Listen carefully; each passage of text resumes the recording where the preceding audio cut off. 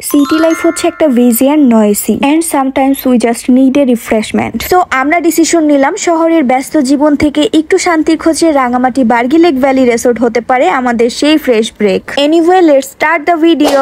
Hello, আসসালামু আলাইকুম everyone, welcome to mommy and রোজাইনা।